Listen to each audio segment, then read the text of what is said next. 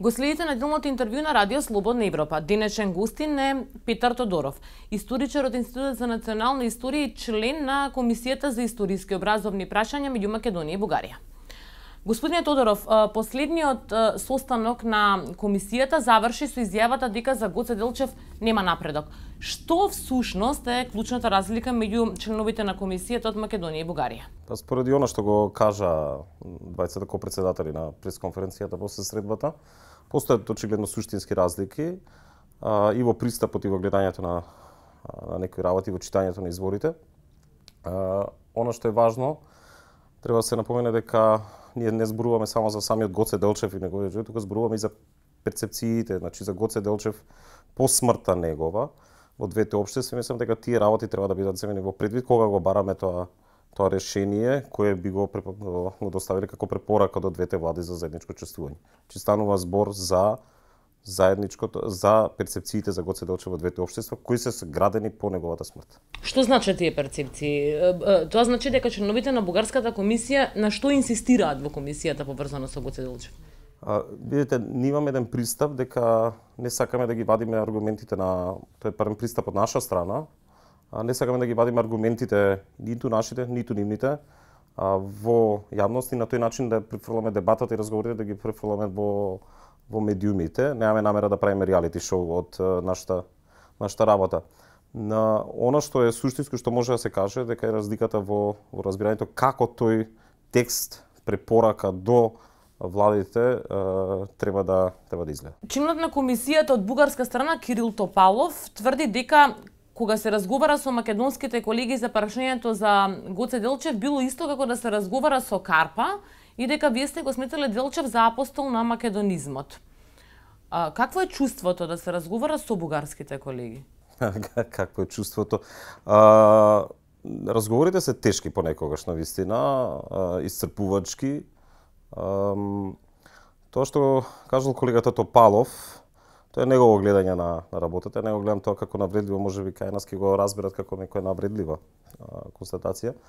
Но можеби неговото чувство дека разговара како пред Карпа произлегува тоа што нашите аргументи се силни.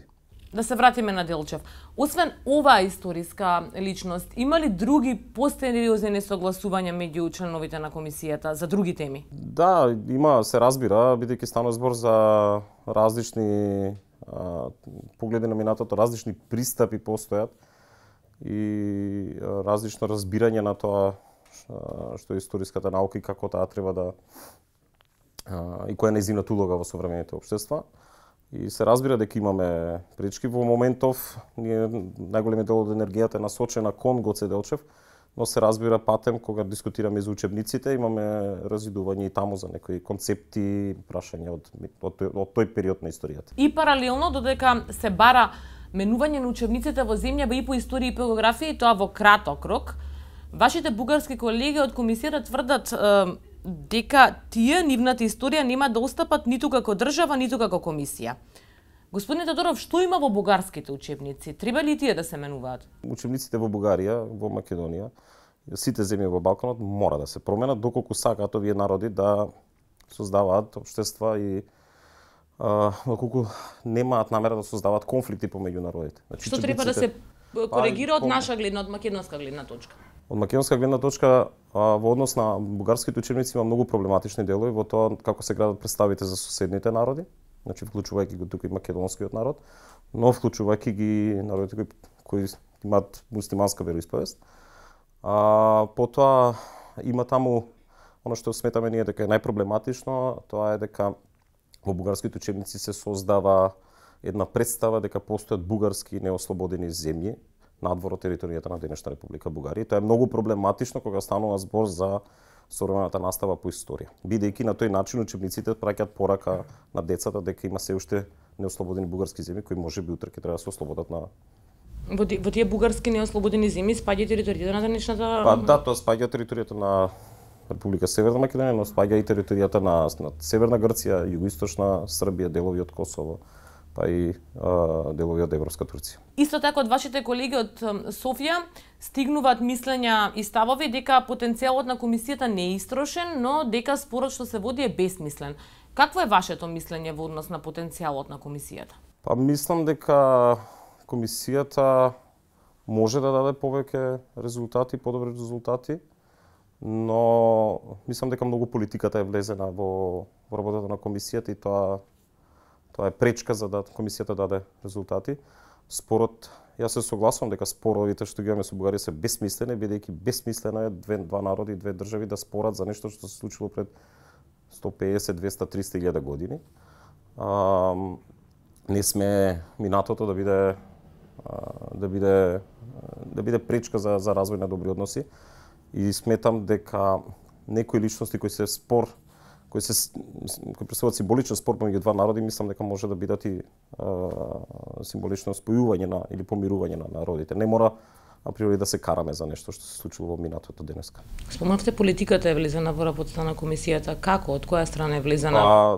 Па често слушаме изјави од политичари во Бугарија, но морам да бидам искрен, слушам и овдека во Македонија,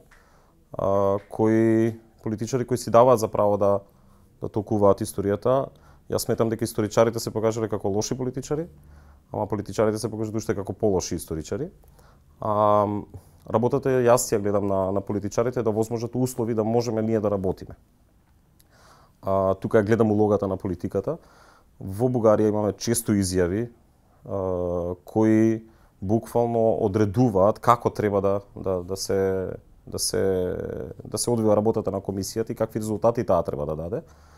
Во помала мера, но тоа сепак постои и во Македонија. Во Софија беше усвоена декларација од страна на државата во која што се барат многу работи, голем дел од нив поврзани со вашата работа како комисија. Една од нив е да се тргнат плочите на кои што пишува бугарски фашистички окупатор. Како е ова можно? Можно ли ова да се бара од вас? Прво, да се правиме наивни дека ова нешто треба да не изненадува, мислам, не е во ред, бидејќи овие позиции се познати, нели, во нашето општество. Оно што е лошо е дека тие сега стана официјална политика, бидејќи тие истите беа усвоени од страна на Бугарското собрание, нели, со само 4 гласа против. Што е усложнува работата и ги усложнува односите помеѓу двете држави. А на комисијата усложнува работата? Па се разбира, тоа ќе има влијание, бидејќи таа декларација претпоставам дека ќе се одрази на позицијата на бугарските колеги, ќе им ги врзе рацете. Исто така важно е да се спомне дека барем тоа е мое лично мислење. Јас таа позиција тие барања повеќе ги гледам како некој внатрешен проблем на бугарското општество и проблемот да се соочат со некои прашања од минатото. Сте го отвориле досега прашањето за бугарскиот фашистички окупатор во комисијата? Може ова да биде следниот сериозен проблем? Видете, ние тргнавме да работиме хронолошки, значи од антиката од подалеку од времето, па што поблиску во времето. Во моментот работиме со учениците за средниот век и за Гоце Делчев, нели тој 19 крајот на 19 почетокот на 20 век. Во ваков контекст со декларацијата очекувам дека можеби ќе имаме ние проблеми, но сепак да оставиме додека не дојдеме до тој период да разговараме. Добро, какво е вашето мислење за бугарскиот фашистички окупатор, за тој период од историјата? Јас конкретно не работам тој период Втора светска војна, но факт е дека овде има окупација на бугарска војска и факт е дека бугарската држава тогаш соработувала со нацистичка Германија и фашистичка Италија и тоа не може да го бришеме. Знаете, соочувањето со минатото не е да се заборавите делови од минатото, туку напротив да се соочите со нив. На тој начин се гради помирувањето меѓу народите, а не преку начин на селективен пристап на минатото. Гледате ли на ова како обид за притисок? Па да, тоа е на некој начин се прави притисок, но можам да кажам дека нема да роди плод тој притисок. Кога сме кај притисокот, дали е точно дека премиерот Зоран Заев вршил притисок врз членовите на комисијата? Најодговорно тврдам дека во ниеден случај, дали тоа станува збор за председателот на владата, министер за внатрешни работи со кои сме имале те контакти, ниту во еден момент тие личности или тие институции не вршеле притисок. Средбите со нив се чисто информативни, да ги споделиме нашите искуства и работата со бугарските колеги. Известно е дека македонскиот пат кон Европската унија ќе биде забавен. Очекувате ова да влие врз работата на комисијата и да ја забави вашата работа? Да, точно тие се потребни за интеграцијата, бидејќи ги ставија во контекст на интеграцијата, бидејќи нашето општество е насочено кон интеграција во Европската унија. Дали ќе забави, не знам, времето ќе покаже, се зависи од политиката како ќе, бидејќи ние сме формирани од страна на владите. Како експерти, како експертско тело. Но мој лично мислење е дека доколку има или нема и да нема утре да кажеме да се откаже од Европа од проширувањето, ние овие комисии ги работиме заради помирување со нашите соседи. Нашите соседи, значи Бугарија, Грција и ние нема да заминеме од овие простори, не пак тука ќе останеме, дали биле имало или немало EU интеграција, дали имало брзи EU интеграција или спори интеграција. Од тука сметам дека интерес на нашето општество е да си ги решава проблемите со соседите без разлика дали Македонија ден ќе биде членка на Европска унија или не. Имаше идеи македонската држава да одговори со слична декларација како што тоа го направи бугарската држава, да одговори на нивните барања. Како историчар, сметате дека ова треба да се направи? Јас ќе кажам уште јас како историчар, мислам дека историчарите се покажале секогаш како лоши политичари и нели обратно. Дека треба да има еден одговор на тие барања кои се неприфатливи, дрски, безобразни, навредливи за чувствата на етничките македонци.